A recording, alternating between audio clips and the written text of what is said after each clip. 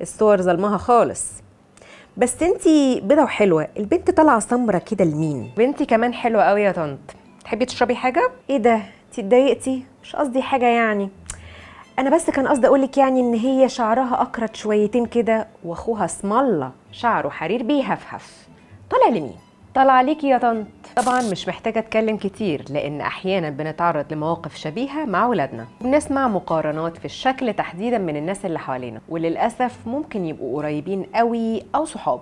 طبعا الكلام كده كده بيضايق، لكن الاوحش هو تأثيره على الولاد. طيب هنعمل ايه؟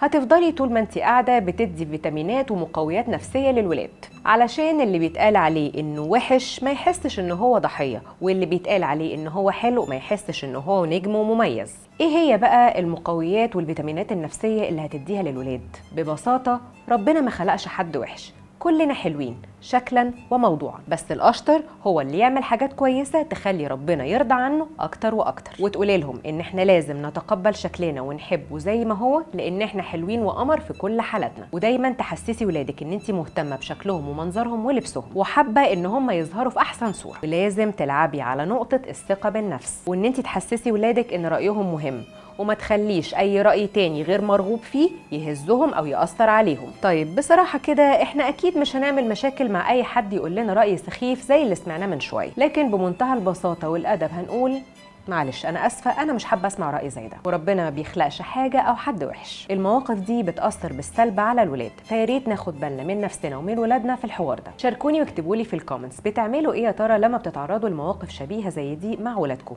وانا عارفه انكم ما تتوصوش، بس ما تنسوش الفولو واللايك والشير والحاجات اللي انتوا عارفينها.